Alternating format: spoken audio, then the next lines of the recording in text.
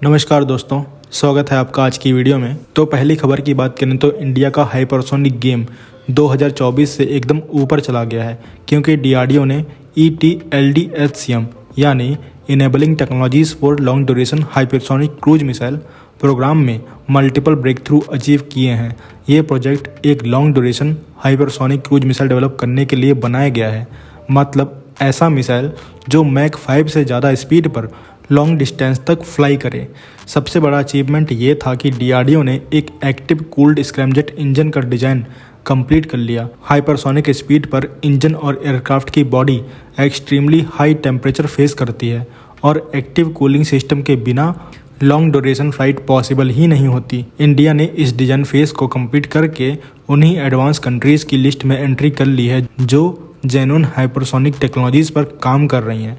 इसके साथ ही डीआरडीओ ने एक सब स्केल कंबस्टर का फुल टेस्ट भी किया, जिसमें स्क्रैमजेट कंबस्टन 60 सेकंड तक स्टेबल रहा।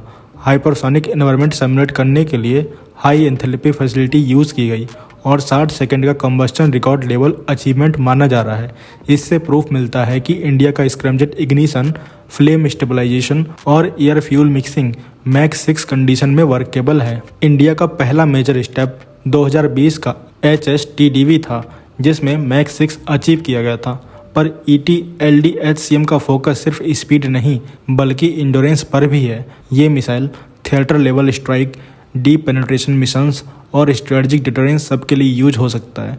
एयर लॉन्च वेरिएंट में SU-30 MKI और AMCA जैसे प्लेटफॉर्म के साथ इंटीग्रेट किया जा सकता है और फंडिंग भी स्ट्रॉन्ग है। मिनिस्ट्री ऑफ डिफेंस ने 500 करोड़ का सैंक्शन दिया है। इंडिया अब ओपनली चाइना और रसिया जैसी कंट्रीज़ के पैरेलल हाइपरसोनिक डोमेन में एंटर कर चुका है। इससे LAC और इंडियन ओशियन रीजन में चाइना के अगेंस्ट हाइपरसोनिक कैपेबिलिटी इंडिया को मैसिव एडवांटेज देगी, क्योंकि हाइपरसोनिक मिसाइल को इंटरसेप्ट करना दुनिया के किसी भी एयर डिफेंस के लिए ऑलमोस्ट इम्पॉसिबल होता है। ये technology civilian space re entry system और फ्यूचर एयरस्पेस व्हीकल में काम आएगी। डीआरडीओ का मेन गोल एक रिलायबल, रीयूजेबल और long range hypersonic missile develop करना है और ETLDHCM का करंट प्रोग्रेस दिखा रहा है कि इंडिया इस रेस में पीछे नहीं बल्कि फास्ट लेन में है। अगली खबर की बात करें तो तेजस MK2 के साथ इंडिया एक और बड़ा टेक्नोलॉजिकल जंप लेने जा रहा है, जो कि है उत्तम MK2 एसा रडार। ये रडार फिक्स एसा के जैसा सिंपल पैनल नहीं है, बल्कि एक रोटेटिंग स्वेस प्लेट पे माउंटेड होगा। इसका मतलब है कि रडार फिजिकली टिल्ट और पैन हो सकता है, जिससे फील्ड ऑफ व्यू 100 डिग्री से ज़्यादा क्रॉस कर जाती है और 140 डिग्री का सर्च वॉल्यूम मिल जाता है। ये कैपेबिलिटी मॉडर्न फाइटर्स में बहुत रेयर होती है।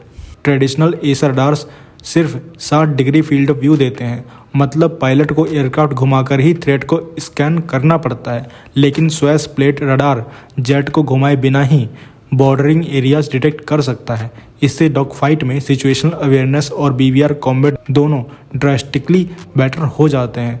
तेजस MK2 इस रडार के साथ ग्रिपेन E, टाइफून और राफेल जैसे एयरक्राफ्ट कैटेगरी में आ जाता है। उत्तम MK2 में gallium nitride TR modules use होंगे, जिससे रडार पावर इंक्रीज होगी, हीट मैनेजमेंट बेटर होगा और डिटेक्शन रेंज 250 किलोमीटर तक जाएगी।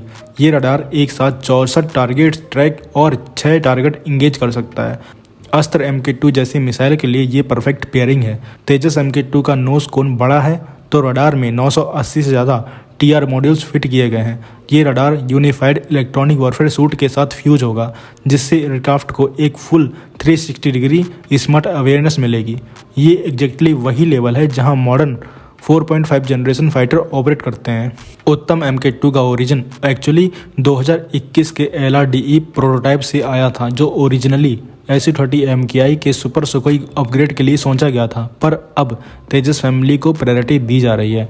इस रडार की सबसे बड़ी बात यह है कि इंडिया इसको ऑलमोस्ट 90% इंडिजिनस बना रहा है। इंपोर्ट रडार्स के मुकाबले इसका कॉस्ट 30 से 40% कम आएगा और मेंटेनेंस इंडिया में ही होगी। तेजस MK2 का फर्स्ट फ्लाइट 2027 में एक्सपेक्टेड है और उत्तम MK2 इसका कोर सेंसर बन जाएगा। अगली खबर की बात करें तो इंडियन एयरफोर्स को अब एक बड़ा बूस्ट मिला है, क्योंकि KC-135 strato tanker officially India पहुंच गया है। ये एयरक्राफ्ट आगरा एयरबेस में डिप्लॉय हुआ है, जहां से इंडियन एयरफोर्स अपने रीफ्यूलिंग मिशन ऑपरेट करता है। ये टैंकर US की मैत्री मैनेजमेंट कंपनी के थ्रू वेट लीज पे लिया गया है, मतलब एयरक्राफ्ट के साथ क्रू, मेंटेनेंस और सपोर्ट सब इंक्लूडेड है। KC-135 एक हिस्टोरिक बैटल प्रूवन प्लेटफॉर्म है जो पिछले 60 साल से यूएस एयरफोर्स की बैकबोन रहा है। इंडिया के लिए ये टैंकर इसलिए ज़रूरी हो गया था क्योंकि इंडियन एयरफोर्स के एग्जिस्टिंग IL-78 टैंकर्स की कंडीशन बहुत ख़राब है। स्पेयर शॉर्टेज, इंजन इश्यूज़ और डाउन टाइम की वजह से उनमें आधे से ज़्यादा टैंकर्स ग्राउंडेड पड़े रहते हैं। KC-135 का सिस्टम वेस्टर्न एयरक्राफ्ट के साथ परफेक्टली कंपेटेबल है। इससे राफेल, C-17, P-8I जैसे जेट को इजीली रिफ्यूल किया जा सकता है। अगर होज एंड ड्रॉप पॉड्स लगाए जाएं तो एक साथ 2 एयरक्राफ्ट को भी रिफ्यूल किया जा सकता है, जो नेवी के ऑपरेशंस के लिए बहुत इंपॉर्टेंट है। इंडिया ने 2007 से लेकर आज तक 2 बार टैंकर के टेंडर रन किया। एयरबस A330 MRTT और बोइंग KC-46 शॉर्टलिस्ट तक पहुंच गए थे, पर हर बार टेंडर कैंसिल हो गया, या तो कॉस्ट इशूज़ या पेपर वर्क या एवोल्यूशन प्रॉब्लम्स। फाइनली रिजल्ट ये हुआ कि इंडिया आज तक नए टैंकर्स परचेस नहीं कर पाया। इसलिए शॉर्ट टर्म लीजिंग एक प्रैक्टिकल सॉल्यूशन बन गया।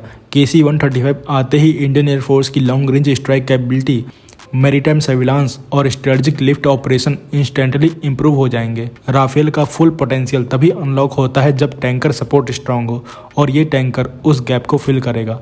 ये लीजिंग एक्सपेरिमेंट मिनिस्ट्री ऑफ डिफेंस के लिए एक टेस्ट मॉडल भी बन रहा है। इससे इंडिया को पता चलेगा कि वेस्टर्न रिफ्यूलर्स इंडियन फ्लीट के साथ कैसा परफॉर्म कर रहे हैं, और फ्यूचर में परमानेंट टैंकर परचेज MRTT हो या KC-46, इस बात का भी डिसीजन प्रैक्टिकल डेटा के बेस पर लिया जा सकेगा। तो आप क्या कहेंगे इस खबर के बारे में कमेंट सेक्शन में जरूर बताइए। मिलते हैं नेक्स्ट वीडियो में। Thanks for watching. जय हिंद, जय भारत।